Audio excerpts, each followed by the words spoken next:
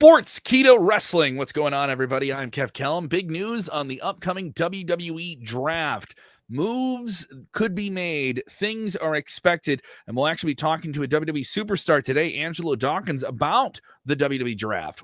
Could his tag team with the Street Profits be broken up? Could they go from SmackDown back to Raw? We'll go into all of this and a whole lot more on today's edition of a jam-packed special edition of the one, the only Sportskeeda Wrestling. Top story of the day. Share the link you think. Watch out, watch out, watch out, watch out.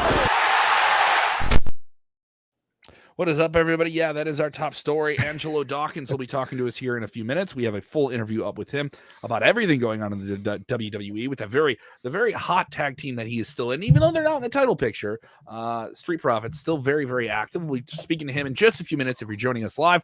Want to know your take on the WWE Draft. This is tomorrow. This is night one of 2 nights. This will be on SmackDown. A reminder, we will be live during the WWE Draft with special coverage of it. Your ultimate second screen experience is with Sportskeeda during this special draft. This will be going on tomorrow night. We will still have Smack Talk with Dutch Mantel after Rampage as well. But obviously, we're expecting some big things on night one of the draft, round one of the draft. And then if this goes well, we'll do it again on Monday. So get behind it. Share the link. We can be your, if you're watching the draft, you're following the draft. Maybe you even watch the draft and you just want to follow it on Saturday. Maybe you can't watch SmackDown. This is a way to do that. Put us on in the background. You know, if you're out and about, pop in, let us know what you think. Sound off. Who do you want to see move in the WWE Draft? We want to know your take on that. Jeremy Bennett in Nebraska, if he asked you, what is the latest WWE Superstars talking up the draft here? Yeah, we've got a couple of big ones that we're discussing. The draft, which kicks off here tomorrow night on SmackDown. Got a couple of guys here that went on to Twitter to talk about the draft here. One, of course, former WWE champion Bobby Lashley. He has mentioned that he has ran Raw for 3 years since his return to the WWE. Maybe it's time to shake things up a bit. Kicking ass on Fridays sounds good to me. This is one of the guys I highly expected to get moved over to SmackDown. Obviously, there's a very good chance that Brock Lesnar is. Well, I think Brock. I don't know if Brock's really brand specific, but if he's mainly on SmackDown to kind of appease the Fox people. Bringing Bobby over is going to be tremendous because then that possibly gives us that dream match that we've all wanted between Bobby Lashley and Brock Lesnar. Maybe this WrestleMania. Who knows? It'll be interesting to see. Also, another top superstar, United States champion Damian Priest, also weighing in on possibly leaving. He says, with the WWE Draft tomorrow night, I've been thinking a lot about the possibility of moving to SmackDown. Wherever I end up, I'm still going to work hard, play harder, and live forever while defending my U.S. title. With Damian Priest, it's kind of interesting because if he gets moved over to SmackDown, the Intercontinental Champion is likely going to get moved over to Raw, and I do not want to see Shinsuke Nakamura, Rick Boogs, and Pat McAfee broken up, Kevin. That would be a heartbreaking thing for it would. I mean, Pat McAfee. What is Pat going to dance to? What is Pat going to dance to? Let that man dance. If Nakamura and Rick Boogs are no longer on SmackDown, what is he going to dance to, man? As always, share your opinion, share off. If people with us die hard all the time, we want to get you on screen, but I want to hear from new people as well. Bernard Leonard saying, I think Sasha Banks is getting a Raw deal if she's drafted to Raw. Well, she just reappeared on SmackDown, so yeah, it'd be surprising to see it. But what's to say that she doesn't move and, her opponents don't move? I would not be surprised if Bianca gets moved, though, to Monday Night Raw. Could see that as well. That makes a lot of sense here. Yeah, a lot of different takes here, and they're doing big things. You know, we're going to see people come up from NXT and a whole lot more. This is a crazy one here. Greg Bishop saying Walter is moving to USA, possible move to the main roster. He doesn't. I've heard about that. Walter is the big star for WWE in the UK, in Europe. He was the longest reigning WWE champion of any kind in the last few years. He held the NXT UK championship for well over a year. And it'd be interesting to see him added to the mix in WWE on Raw or SmackDown for sure. Yeah, he's always said that he's not really wanted to, but God, I mean, at least a move to NXT, it would be something. But NXT 2.0, who knows if that fits? So just bring Imperium up. I think Imperium would do well on the main roster. Maybe even add a fourth guy. hopefully Walter's a little more susceptible to doing that down the line, because I think we would all love to see Walter mix it up with some of those main roster guys. Continue to get on screen if you're with us, and if you're watching on demand, sound off in the comments below. We'll be commenting there as well for well over the first 12 hours that this video is up about what is going on, who is going where, and what is the move. Once again, we will be live during the first night of the draft. Have us up for special live coverage. We will have a ticker rolling with everything. We will have up-to-the-minute updates about all of this, live reaction from social media, and even exclusive content to cover all of this. The ultimate second screen experience, plus prizes. A lot of prizes we're going to be giving away tomorrow night during this special draft coverage. It's going to be very, very cool. Definitely give it a look. I think some classic T-shirts, maybe some classic wrestling T-shirts, some classic T-shirts from the '80s. If you're looking forward to those, in the vein of the fun we have with every pay-per-view, I'm going to be throwing Rick and Jose some trivia as well. It may or may not influence the commissioner of the trivia. Why do you have to bring up trivia? Because it's going to be brought up tomorrow. And as the commissioner of the STF, the Sportskeeda Trivia Federation, I am your commissioner, and maybe a good performance tomorrow night might go a long ways towards contendership for that title, which of course is held by this guy right here. This guy right here, Rick Ucchino, is hosting this wonderful interview we just dropped today. You can get the full interview.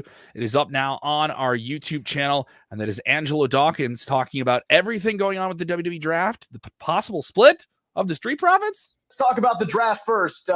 This Friday night, round number 1. Don't really know the rules yet, but how are you feeling heading into this? Are you nervous? Are you interested? What are you feeling heading into the draft? I'm just wherever we go, we're ready. I mean, we've been on Raw before, and now we're on SmackDown. So I mean, either or, we're ready for whatever. I wouldn't say nervous because we've been there before. I think nerves left the building once we debuted finally. So now, how much do you know about plans beforehand? Do they converse with you at all about preferences, get your thoughts on things at all, or is it just a total mystery heading into draft night? Oh, mystery, man, mystery. Do you have a preference? Do you want to stay on SmackDown? Do you want to go over to Raw? You guys have had a lot of success on SmackDown, but pretty much you guys have had success no matter what brand you've been on. Yeah, I mean, hey, either brand is cool with me. I'm down for wherever we go. Like I said, man, we've had success on each brand that we've been on, and that success ain't gonna stop whether we get drafted to another brand or not. We still the Street Profits. All right, I'm going to ask you to put your analysis cap on here and stay objective, because it would be easy to say yourselves, right? But if Angelo Dawkins was building a brand and he had the number 1 overall selection, who would you choose number 1 overall out of the current roster? Street Profits. Very, very high on yourselves. Gotta be, man. Gotta be. I was gonna say, because that kind of heads into my next question. I was gonna say to put a round grade on yourselves. Obviously, you guys are expecting to go in the first round. Obviously, first round. You know what I'm saying? Whether it's the first round, lottery picks, a projected second round, it don't matter. As long as we in the top rounds, we good. Now, you guys have been tagging with one another since 2017. You guys have had success, over at each brand. I think a lot of people would be upset if WWE decided to go, hey, we're going to put Ford on Raw and Dawkins on SmackDown. Has that kind of crossed your mind at all, that might be a possibility, and what that would mean for the two of you? We have eventually happen. If you want the answer to that question, you're gonna have to watch the whole interview. What a now tease. On our channel. What a tease. What a tease. What a tease. That whole interview is up now. Very, very cool conversation there with Rick Ucchino. Rick Ucchino and I just taped also an edition of Inside Cradle, 90-minute episode. That is going up tonight at 7 p.m. Central, 8 p.m. Eastern. Big Jonah Rock, formerly known as Bronson Reed, the former NXT WWE North American champion. He is going to be joining us, and he gets into everything about his exit from WWE, his future, and a whole lot more. We do have a mock draft. Rick has a mock draft up now if you want to consume it, but we kind of go back and forth with brand to brand about what's going on with the draft. And we talk about the latest developments from last night's AEW Dynamite, which were pretty surprising as well. A lot to get into. The Inside Cradle going big. If you haven't done it already, go ahead and subscribe to our YouTube channel. You can also get that on our podcast feed. Thank you to everyone who's put us on the charts, by the way, and the top 200 in the United States on the Apple Wrestling charts, in Ireland, and the top wrestling chart as well. Thank you so much across the world. People consuming our content, however you get it. Speaking of across the world, let's go over to the UK. Yesterday, we broke that big news. SummerSlam in the UK. The word was Cardiff at Principality Stadium, which could hold nearly 77,000 people, but it's not a done deal yet. Yeah, according to there was a report, talking about that here, and then Dave Meltzer kind of giving an update saying it is still, quote unquote, far from a done deal.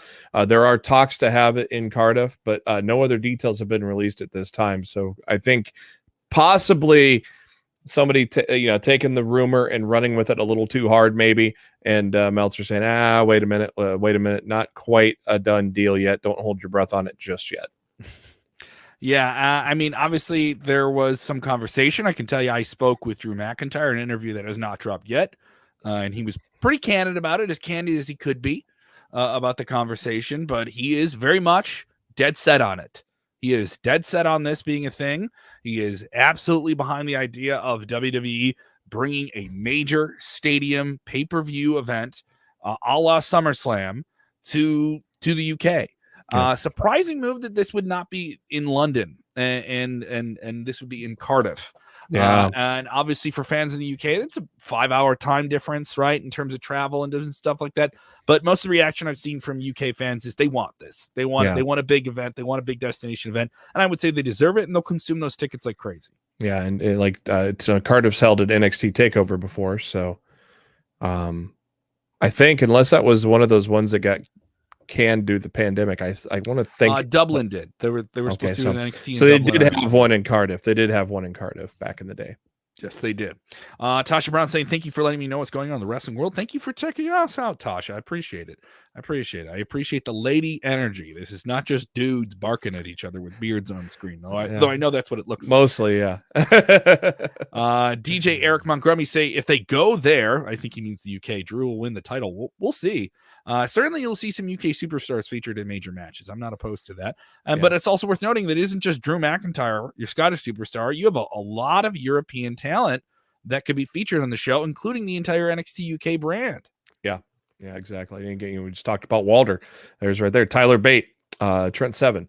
A lot of recognizable guys there from the UK brand that can, mix it up with some of those main roster guys and maybe get one of their bigger matches of their career out there. And we have some people asking, when are they going to come to? When are they going to come to Australia? When are they going to do this? Ali is texting and said, also we'll go over if it's in the UK, Great Britain. So Ali will make the trip across the Atlantic, across the ocean if they bring Becky over there. Of course, a huge Irish superstar as well. So it's definitely interesting. I think WWE should be doing this. This lines up with what we heard from Fightful this week. Fightful.com. Tip of the cap, the old Sean Ross Sapp, Millennial Meltzer himself, saying that WWE is preparing for several stadium events in 2022. And that they'll be doing multiple versions of this. It lines up, I mean, they're already doing it with Royal Rumble. Royal Rumble confirmed for St. Louis, Missouri at the Dome of the America Center. And that's going to be an access to 66,000 people at that event. Yeah. Tickets for that go on sale, by the way, October 15th, by the way, if you're looking to get tickets for that. So definitely interesting as well. Let's get to this news about Eric Bischoff. What do you got?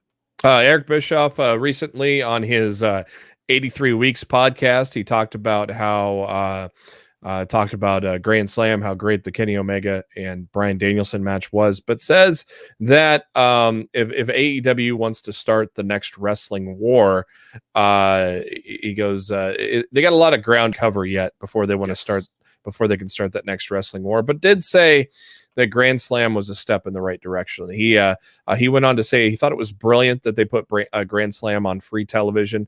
Much like WCW was at this point in their evolution. He says AEW is primarily a television company, and television drives pay-per-view and vice versa. So as AEW continues to grow their audience, which they are, as you see in the ratings, the ratings just dropped today, still 1.15 million. It was a drop from last week, but last week was a special show. So they still pulled in well over 1 million on last night's episode.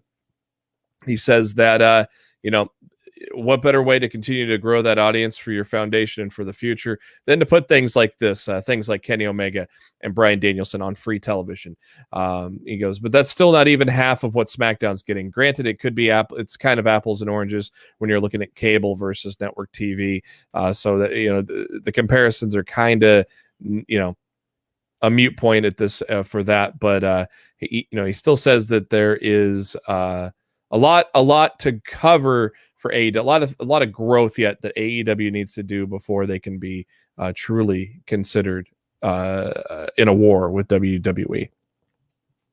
Mr. James Espanto has been with me for years. Thank you so much, James. He says, but does AEW need to have a war with WWE? Do they need to have it? I think that's an interesting question. Do they need to have that? Do they need just to have the illusion of it for their fan base that needs a sense of that they're going at WWE, that they're picking off WWE? Or can they survive and become what they already are and evolve into what they already are becoming? Yeah, a solid number 2 brand. I think that's a great lane to be in. I think people want it to be a war because they enjoyed what happened on Mondays way back in the day, and they just want another war again because honestly, that was when the most people were watching the product. That was probably some of the most exciting pro wrestling that you'll ever see is the late 90s into the early 2000s with the Attitude Era and the Monday Night Wars. So I think people want a war because they think they want those days back, where it was at its peak. And but that was a different time. Didn't you already get it with NXT and AEW head to head, and then WWE opted like, hey, let's not sacrifice our developmental 3rd-tier brand, to do this. Like, we don't need to. And it really wasn't a war, so to speak. I mean, like Triple H said, it was a marathon, not a sprint, jokingly. And then they actually pulled out pretty quickly from that time slot. And AEW takes jabs at WWE too. I mean, they take jabs at each other, but it's a far cry from what it was on the Monday Night War. Alex Silio says, no, AEW doesn't need the war. WWE actually needs the war because AEW is setting themselves apart already. I could see where that's the truth, but here's the fact of the matter is, this is the fact. This isn't debatable. This is fact. The truth. Facts. SmackDown is the number 1 show in the genre by a significant margin. Double, all right, by a wide margin. Rampage is pivoted to be a show where if you're watching SmackDown already, you can stick around and watch our show. That's the point. It wouldn't go head to head because it would get handed. It's getting good, and it's getting good Friday 10 p.m. numbers too. And it's getting very good numbers for a Friday show at 10 p.m. Right? Very good numbers. And Dynamite is a banger show. But if you put Dynamite on Monday nights, it's not going to do that audience. It's just not going to do it. And obviously, it's one thing if you want to go up against NXT. That's fine. But Raw has been on the air for over 25 years. SmackDown has been on the air for over 20 years. People know the name WWE. People that aren't on the internet like you and I that just want to casually watch wrestling, who, guess what, by the way, they're still wrestling fans. Someone who's half your age, who isn't your demographic, who isn't a dude 18 to 34 or 18 to 49 is still a wrestling audience. A lot of people. WWE has residence in those minds of people. They are the Disney of wrestling, okay? Yeah. And there's nothing wrong with that. A lot of people that discuss this or talk about it or discuss the numbers or go onto Twitter are a completely absolute minority compared to the big picture of the casual fan. Those people on Twitter really are a microscopic amount when it comes to the overall viewership of the products.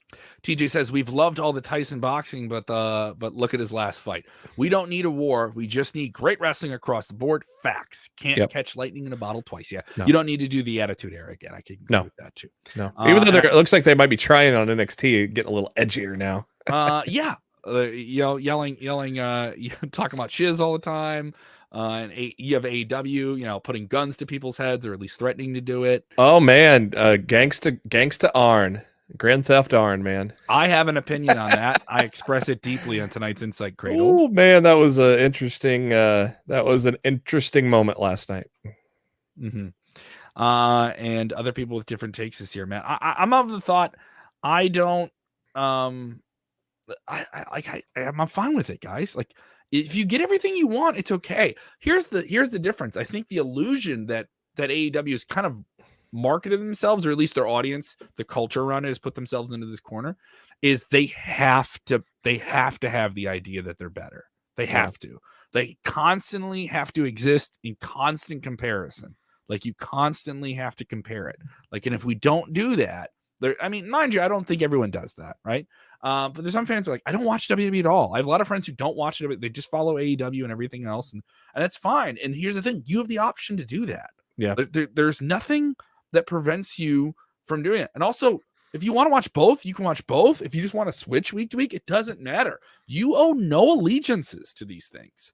You're not a season ticket holder. You know what I mean? Like, and maybe in one way you are, but you're just not. You know what I mean? You don't owe them that. They owe it to you. It's the other way around. King Dixon, WCW had the advantage in the aspect of people use to follow wrestler. Now they follow the brand. Not many Hogan's, Flairs, Stings. I would say it's true. WWE does treat itself like WWE is the biggest thing in WWE, not any one superstar. And AEW, to a degree, I would say, is more of a cast of characters, not just one particular person. Though they have many individual stars that they pulled over. CM Punk will be a good example of that. Bryan Danielson recently, who definitely moved the needle for them. And then if you look over at WWE, Roman Reigns is the hottest he's ever been. Big E is very, very over. Sasha Banks and Bianca Belair certainly have their audiences that tune in just for them. So it depends on how you want to look at it. And with social media, people can do that too, where I'm only watching. I have a nephew. He's like, I only watch WWE for 3 or 4 wrestlers, and I only watch it on YouTube. So, I mean, we don't even consider the YouTube numbers that people consider as part of viewership. If you did that, like, there's a lot more people watching wrestling in a very, very selective, very, very specific way than watching, traditional television overnight ratings and stuff like that too. Yeah, and typically guys like Sean Ross Sapp, well, not him personally, but the guys with him at Fightful, they'll break those numbers down. YouTube video, show you what kind of YouTube videos that were from that night before were getting the hits and what people are looking at on social media. So sorry to pop your old tribalism AEW WWE balloon, but we'll continue. That balloon never is going to get popped. It's never going to get popped at all. There's still going to be a lot of hot air blown into it. Once again, tonight we'll have a new episode of Inside Cradle. Friday night we'll be on during SmackDown with a great second screen experience and a whole lot more. And also coming to the channel, big interviews. We have one up now with Angelo Dawkins, Big Jonah tonight on Inside Cradle. Next week, Drew McIntyre. I just spoke with Drew McIntyre today. This is a very, very good interview. If you're enjoying where things are going in WWE, we have quite the conversation with him. And also we'll be talking to Ian Riccaboni of Ring of Honor in the next week or so. So a lot of content coming at you. And subscribe. It's free. No Patreon. Just go ahead and subscribe to our YouTube channel. Also available on podcasts on Apple and Spotify. I know you're busy with your podcast game. Tell them about it, bud. Yeah, lost the mid-card. We just crossed 300 episodes last week. Recorded episode 301, actually went live with it on episode 301. You can follow us on the YouTube. Just search for Lost in the Mid-Card, or we also have a podcast version. Literally, before we went on the air, we dropped the podcast version of episode 301. So just search for Lost in the Mid-Card on the any of your favorite podcasting apps. Make sure you select the new feed option. That way you're getting the most updated feed as well. And I'm going to go off and see an indie show here and maybe meet one Cowboy James Storm tonight. All right, throw him back. Come on. Yeah. Long necks and Cowboys, man. Watch out. Right? You know it. All right. You guys can check me out. I'm going to be on Fight TV tomorrow. I'll be doing some tape content for our SmackDown, our SmackDown draft special that we're doing tomorrow night while we're doing the second screen thing. I'll also be on pay-per-view with AAW Defining Moment. We're going to have Fred Yehai. He's been doing some great stuff in New Japan Pro Wrestling. Josh Alexander, Impact Wrestling. Ace Austin will also be on the card. This is a $12.99 pay-per-view event, worldwide available on Fight.tv. I'll be a part of that show, and we'll be taping as well for AAW Alive. I believe we have a Fans Bring the Weapons match. Christy James and Sky Blue, who just made a big splash with AEW. They'll be taking on La Sociedad Boricuas. I just tweeted out an interview I had to do with them recently. Why are you laughing? What's so funny about that? What are you laughing about? More like one you had to do with them. Yeah, I had to do it. I was not fond of doing it. It is on my Twitter. I'm not fond of it because I was not treated well. I'm a broadcast journalist. Yeah. I should be treated with dignity and respect. Those are not in their vocabulary. No, because they can't be professionals. They can't just like show up and talk about their match. They have to come on and like mock me and make fun of my face and my beard and everything. One of them's called me Bruce Willis without talent on Twitter today. Well, better than Sam Roberts, I guess. Yeah, sure. I'd rather be called Bruce Willis any day of the week. You know, you're probably right. That's a badass guy right there. You make a great point there. Yeah. We will be back tomorrow with another top story. Make sure those notifications are on. Make sure you know exactly when we're going live. And also check me out. I'm going to be also live in Milwaukee coming up in a week or so. I'm going to be a part of the Milwaukee Comedy Festival. A whole lot more things coming at you. Keep an eye on all of our Twitters, all that good stuff. And remember, when watching wrestling, tell them what they got to do, Jeremy. You got to enjoy wrestling. Yeah? Yeah. Yeah? Sorry Sorry. about your damn luck.